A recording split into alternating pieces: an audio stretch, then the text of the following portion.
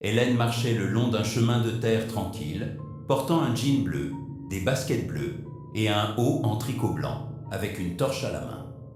Elle connaissait bien la région et savait qu'elle était sûre. Malheureusement, Hélène n'est jamais revenue du magasin ce soir-là.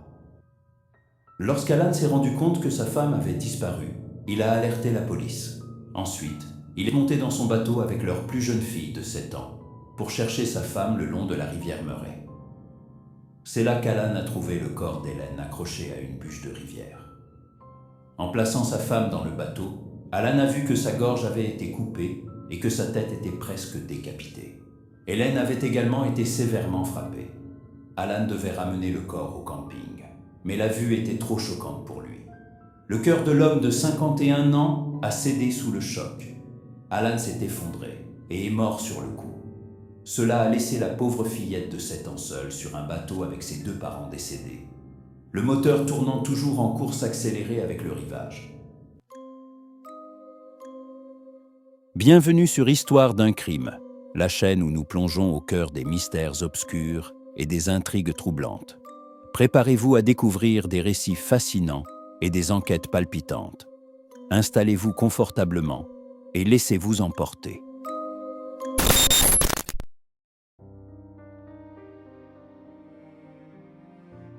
Notre histoire d'aujourd'hui nous transporte en Australie, où nous rencontrons Raymond Edmonds, également connu sous le nom de Ray. Né le 12 mars 1944 à l'hôpital Queen Victoria de Melbourne, Ray a été adopté enfant, mais il n'a découvert cette vérité qu'à l'adolescence. Son père adoptif, Harold, était un homme d'affaires extraverti, optimiste et connu pour son commerce de terres agricoles, ainsi que pour ses nombreuses conquêtes. La mère de Ray, en revanche, était petite et timide, souvent éclipsée par la personnalité dominante de Harold. Malgré cela, Ray jouait un rôle crucial dans la famille, maintenant la cohésion, et étant adoré par ses parents qui le gâtaient énormément. Cette surabondance d'attention et de privilèges a marqué la jeunesse de Ray, le rendant difficile à approcher et à se lier d'amitié. En conséquence, il est devenu quelque peu solitaire, trouvant du réconfort dans la musique et devenant un trompettiste exceptionnel. Durant sa préadolescence, la mère de Ray s'inquiétait profondément de son problème d'énurésie nocturne. Dans un acte de compassion, elle a cherché l'aide de psychiatres qui ont prescrit à Ray un médicament censé résoudre ce problème. Cependant, il s'est avéré que le médicament contenait des hormones puissantes, provoquant une puberté précoce. En plus de cela, les nombreux voyages de Ray durant ses premières années ont contribué à son développement physique impressionnant. À l'adolescence, Ray mesurait environ 1,83 m et pesait environ 69 kg. Mince mais très fort, il était souvent vu portant une veste en cuir, ajoutant à son allure imposante. En 1960, dans la ville de Yarrawonga, Raymond fit la connaissance de Leslie, une jeune fille de 16 ans, pleine de confiance en elle et très convoitée. Rapidement, Raymond l'a mis enceinte de leur premier enfant, Suzanne, et 1 an plus tard, ils se marièrent. Raymond, malgré son mariage, n'était pas fidèle. Il prétendait jouer de la trompette dans les bars du quartier, mais en réalité, il rencontrait d'autres femmes. Lors de la naissance de Suzanne, Raymond montra peu d'intérêt, étant alors engagé dans une liaison avec une autre femme. Raymond travaillait comme ouvrier dans une ferme locale, mais les perspectives étaient limitées. Après 1 an, Leslie attendait leur 2e enfant, Raymond Harold Jr. En 1964, Raymond décida de devenir métayer pour améliorer leur situation. Il contacta un agriculteur possédant plusieurs fermes d'irrigation, vergers et élevage de bovins et de porcs au nord-est de Shepparton. Raymond obtint le poste, fit les valises et s'installa dans une nouvelle ferme. Cependant, cette nouvelle vie ne tarda pas à tourner au cauchemar pour Leslie. Raymond, manquant de respect pour les femmes et désintéressé par sa femme, devint violent.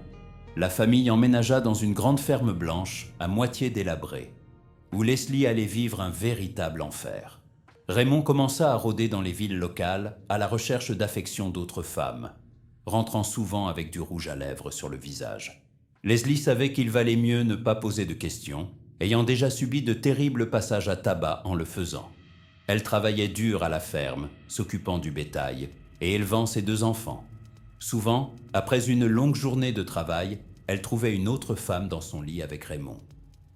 Les violences émotionnelles et physiques étaient constantes, mais Leslie, jeune, naïve, isolée et mère de 2 enfants, restait avec lui.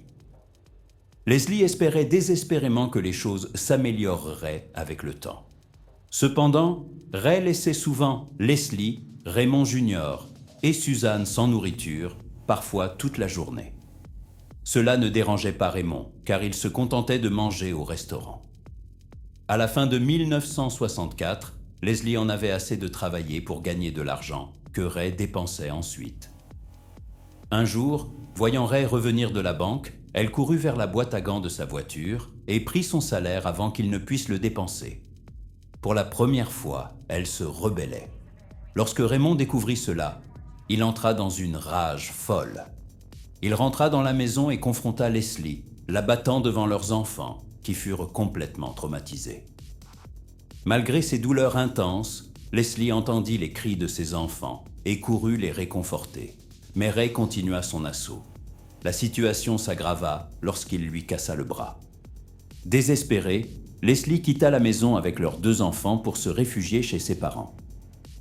Malheureusement, 2 semaines plus tard, elle dut revenir, faute de place pour elle et les enfants. Sans personne vers qui se tourner ni endroit où aller, Leslie vivait dans un profond désespoir. Coincée dans cette situation, elle découvrit peu de temps après qu'elle attendait leur 3e enfant. Le 10 février 1966, dans la ville voisine de Shepperton, Gary Haywood, 18 ans, et Abina Madil, 16 ans, assistèrent à un concert avec certains de leurs amis. Bien qu'Abina soit en couple avec un autre homme nommé Ian, à la fin de la soirée, elle se retrouva avec Gary dans un enclos isolé près d'un lac. Des rumeurs circulaient sur une possible histoire d'amour entre eux, mais ce n'était que des spéculations. Alors qu'ils se trouvaient dans cet endroit isolé, ils attirèrent l'attention de Ray qui était armé d'un fusil. Sous la menace de son arme, Ray les obligea à monter dans la voiture de Gary. Il les força ensuite à parcourir 37 km jusqu'à une zone encore plus isolée. Là, ils sortirent hors de la voiture et se dirigèrent vers un champ voisin. Gary a ordonné à Abina de retirer ses bas, que Ray les a utilisés pour lier Gary. Puis il a commencé à déshabiller Abina et l'abuser d'une manière violente et horrible. À un moment, Ray a perdu le contrôle et Abina a commencé à s'enfuir, mais Ray a réussi à la rattraper. Une fois qu'elle fut dans ses griffes, il commença à la frapper à la tête d'une façon tellement violente, son crâne fut écrasé. Ray s'est ensuite dirigé vers Gary et lui a tiré une balle dans la tête avec son fusil de calibre 22. Ces meurtres furent les premiers attribués à Raymond. Gary et Abina furent portés disparus et la police commença rapidement son enquête. Initialement, ils pensaient qu'il s'agissait d'une fugue typique. Cependant, le petit ami d'Abina, Ian, avait menacé de frapper Gary s'il le trouvait. La voiture de Gary fut bientôt retrouvée abandonnée, ce qui éveilla les soupçons des habitants de la ville, qui savaient que Gary n'aurait jamais laissé sa voiture derrière lui. Cela conduisit à la suspicion qu'Ian était responsable de leur disparition. Quelques jours plus tard, des garçons en mission de chasse découvrirent les corps décomposés de Gary et d'Abina.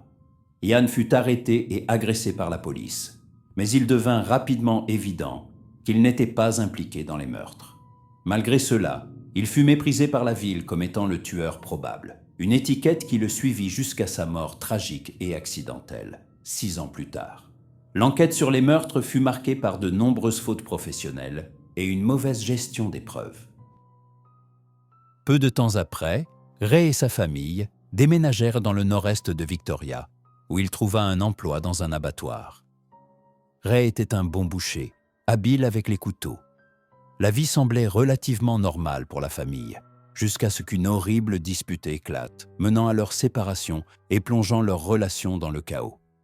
Lily trouva rapidement un autre homme, mais malheureusement, elle laissa ses 3 enfants avec Ray. Malgré les antécédents de maltraitance, Lily ne revit pas ses enfants pendant 4 ans. Ray embaucha ensuite une femme de ménage nommée Colleen Knight, qui devint sa seconde épouse. Ensemble, ils élevèrent à leurs 6 enfants et déménagèrent à Melbourne, où Ray travailla comme conducteur de tramway et agent de sécurité la nuit. Lorsque Colleen commença à travailler, ils engagèrent une baby-sitter de 14 ans pour s'occuper des enfants. Ainsi, quand Colleen partait au travail, Ray rentrait à la maison. Cette organisation permit à Ray de pouvoir abuser de la baby-sitter à plusieurs reprises. En 1971, dans le quartier de Domval à Melbourne, une banlieue paisible, une jeune femme de 25 ans nommée Suzanne venait de coucher ses 2 jeunes enfants et son nouveau-né.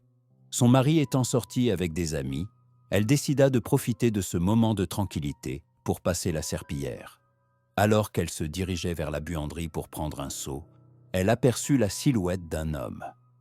Pendant une fraction de seconde, elle crut que son mari était rentré plus tôt que prévu. Mais en s'approchant, elle remarqua que l'homme portait un masque. Ce n'était pas son mari. Vous l'aurez deviné, c'était Raymond Edmonds. Suzanne, sous le choc, poussa un cri. Mais Raymond, armé d'un couteau de cuisine, se précipita vers elle et l'attrapa fermement. Il lui murmura « Tais-toi, ne crie pas, et je ne te ferai pas de mal. » Raymond demanda d'abord de l'argent à Suzanne. Lorsqu'elle lui répondit qu'elle n'en avait pas chez elle, il lui proposa une autre forme de paiement. « Eh bien, tu ferais mieux de te déshabiller alors, » dit-il. Suzanne, qui venait d'accoucher et avait encore des points de suture, tenta de le dissuader en lui expliquant sa situation.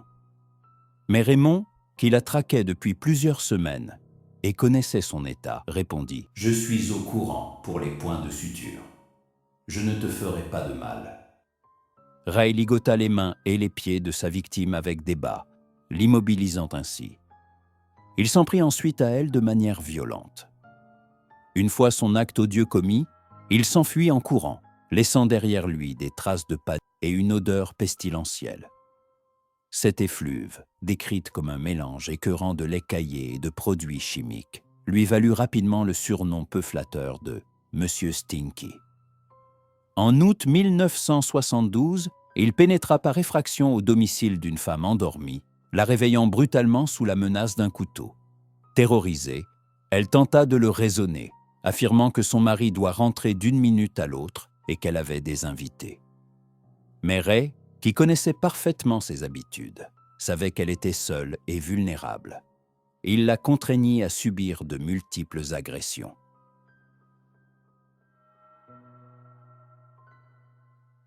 Raymond Edmonds avait mis au point un mode opératoire précis pour assouvir ses pulsions. Il traquait et surveillait méticuleusement ses victimes, ciblant principalement de jeunes mères. Il les attendait patiemment devant leur domicile, étudiant leurs allées et venues. Il notait méticuleusement leurs horaires, calculant ainsi le moment idéal pour agir en toute impunité. Il savait que les femmes, par peur pour leurs enfants, feraient tout pour coopérer. Les détails de nombreux cas sont limités, les victimes souhaitant préserver leur anonymat. En 1976, il s'introduisit par la force dans le domicile d'une femme à Wheelers Hill et il se donna du plaisir devant elle. Son audace ne fit qu'augmenter l'année suivante. En 1977, il multiplia les intrusions dans des habitations, s'en prenant violemment à 5 femmes au cours de 3 cambriolages. Lors de l'une de ces attaques, en 1977, une jeune fille et son fils ont été forcés d'entendre les horribles abus de Ray sur leur mère. Ils ont pu entendre Ray disant à leur mère « Je veux juste faire l'amour ». Dans leur quête pour attraper le coupable, la police a créé une sculpture représentant celui qu'elle croyait responsable. Cependant, Ray a pu opérer de 1971 à 1984 sans être inquiété. Bien que la police ait réussi à obtenir des empreintes digitales sur les scènes de crime, celles de Ray n'ont jamais été enregistrées, rendant sa recherche particulièrement ardue et longue pour les détectives. Alors que l'enquête se poursuivait, un coup du sort est survenu. Un jeune enquêteur, en examinant les empreintes digitales de plusieurs affaires non résolues, cherchait de nouvelles pistes. Il a alors remarqué que certaines empreintes digitales composites attribuées à Monsieur Stinky correspondaient à celles trouvées sur la voiture de Gary Heywood. Cette révélation a insufflé de l'espoir aux détectives, tout en suscitant une certaine peur, car il réalisait désormais que celui surnommé Monsieur Stinky était capable de tuer. En 1983, un groupe d'enquêteurs a été formé pour traquer cet auteur. Cependant, après 2 ans, le groupe s'est réduit à une petite équipe sans autre direction. Ray a réussi à échapper aux mailles du filet, jusqu'à ce qu'il commette sa dernière erreur. Le 16 mars 1985, dans la ville d'Albury, en Nouvelle-Galles du Sud, Ray décide de se rendre dans un supermarché et de se faire plaisir dans sa voiture. Plusieurs clients, choqués par son comportement, attirent l'attention des commerçants qui décident d'appeler la police. Lorsque les policiers arrivent, Ray continue sans aucune honte. Même avec les policiers à côté de sa voiture, il ne s'arrête pas et est arrêté sur le champ et accusé d'outrage à la pudeur. Au commissariat, ses empreintes digitales sont prises, bien qu'il ne reste pas longtemps en prison et soit libéré sous caution. Ces empreintes digitales sont envoyées à la banque centralisée à Sydney pour traitement. Un détective remarque alors que ces empreintes ressemblent beaucoup à celles attribuées à plusieurs affaires non résolues, des affaires liées à Monsieur Stinky. Une équipe de policiers a été constituée et Ray a été arrêté sur son lieu de travail. Confronté aux preuves d'empreintes digitales, il a compris que c'était la fin. La police l'a arrêté pour de nombreux crimes, dont un double meurtre. Ray, réalisant la gravité de la situation, s'est tourné vers un policier et a dit « Trouvez-moi un prêtre, je vous dirai tout ». Raymond a obtenu son prêtre et a commencé à parler, avouant 30 crimes. Cependant, dans l'État de Victoria, la police dispose de peu de temps pour interroger un suspect. Bien que cette règle puisse être étendue, dans le cas de Ray, ils ont obtenu 2 prolongations, portant la durée de l'entretien à 18 heures. Mais cela n'était toujours pas suffisant. Ray avait admis 30 crimes et était à mi-chemin d'en avouer un autre lorsque les entretiens ont dû être interrompus en raison des lois en vigueur. Le crime que Raymond a commencé à avouer son implication était celui d'Elaine Jones. Malheureusement, la police n'a pas pu obtenir suffisamment de preuves à l'époque pour l'inculper et il a ensuite nié toute implication. Elaine Jones, son mari Alan et leurs 2 filles campaient dans la ville de Tocumwal. Le jeudi 3 janvier 1980, Hélène, alors âgée de 39 ans, quitte leur tente à 21 heures pour aller acheter des cigarettes et du chocolat. Son mari, ne se sentant pas bien, décide de rester sous la tente. Hélène marchait le long d'un chemin de terre tranquille, portant un jean bleu, des baskets bleues et un haut en tricot blanc, avec une torche à la main. Elle connaissait bien la région et savait qu'elle était sûre. Malheureusement, Hélène n'est jamais revenue du magasin ce soir-là. Apparemment, Hélène a croisé Raymond, qui vivait à proximité à l'époque. Lorsqu'Alan s'est rendu compte que sa femme avait disparu, il a alerté la police. Ensuite, il est monté dans son bateau avec leur plus jeune fille de 7 ans pour chercher sa femme le long de la rivière Murray. C'est là qu'Alan a trouvé le corps d'Hélène accroché à une bûche de rivière. En plaçant sa femme dans le bateau, Alan a vu que sa gorge avait été coupée et que sa tête était presque décapitée. Hélène avait également été sévèrement frappée. Alan devait ramener le corps au camping, mais la vue était trop choquante pour lui. Le cœur de l'homme de 51 ans a cédé sous le choc. Alan s'est effondré et est mort sur le coup. Cela a laissé la pauvre fillette de 7 ans seule sur un bateau avec ses 2 parents décédés, le moteur tournant toujours en course accélérée avec le rivage.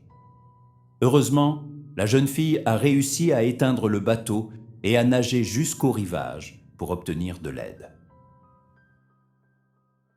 Finalement, seuls 5 des 30 crimes et le double meurtre de Shepperton ont été pleinement avoués, permettant aux détails d'être corroborés par les preuves. Octobre 1986. Raymond Edmonds est condamné pour les 2 meurtres, ainsi que pour 3 chefs d'accusation de viol et 2 chefs d'accusation de tentative de viol, commis entre 1971 et 1977. Ray a été condamné à 30 ans d'emprisonnement, avec une peine minimale de 16 ans, une sentence jugée trop clémente par beaucoup. En 1992, alors qu'il était incarcéré, il a réussi à franchir plusieurs points de contrôle dans le complexe pénitentiaire et était sur le point de s'échapper. Heureusement, un chien nommé Sarge a pu le flairer et empêcher son évasion. Le meurtrier connu sous le nom de Monsieur Stinky, qui a passé des décennies à terroriser ses victimes à travers Melbourne, a admis d'autres attaques contre des mères et des femmes enceintes, a déclaré son avocat devant le tribunal. Cela mérite le mérite d'avoir nettoyé ces crimes en exception. Journaliste de tribunal Elisa Rugg. Raymond Edmonds est résigné au fait qu'il mourra en prison pour avoir assassiné 2 adolescents en 1966. Aujourd'hui, le tueur, connu sous le nom de Monsieur Pouan pour sa mauvaise odeur corporelle, a avoué avoir ruiné davantage de vies. 2 des femmes étaient des mères enceintes et avaient des enfants dormants à des mètres de distance, comme la première l'a dit à leur mère. « Je ne vais pas te faire du mal, je veux juste faire l'amour avec toi. » Une des victimes a maintenant 73 ans. Elle dit qu'elle continue de vivre dans la peur et qu'elle se sent indigne. En attendant, Raymond Edmonds. Il profite de son temps à travailler dans la cuisine de la prison à Port Phillip et il a toujours des visites régulières de sa 2e femme. En 2019, alors que Raymond était toujours prisonnier, il a été accusé de nouveaux crimes. 8 autres femmes, ainsi que la babysitter mentionnée précédemment, se sont manifestées pour détailler les horribles crimes que Ray leur avait infligés. Avec ces accusations supplémentaires, Raymond a finalement été condamné à 23 ans et 5 mois supplémentaires, garantissant qu'il ne sortira jamais de prison. Ces victimes ont ainsi obtenu la justice qu'elles méritaient. On estime que Ray a agressé plus de 100 femmes tout au long de sa vie. Il n'a jamais montré de remords pour ses actes, ni assumé ses responsabilités. Ray a déclaré à son psychiatre qu'il était ivre lorsqu'il avait commis ces crimes.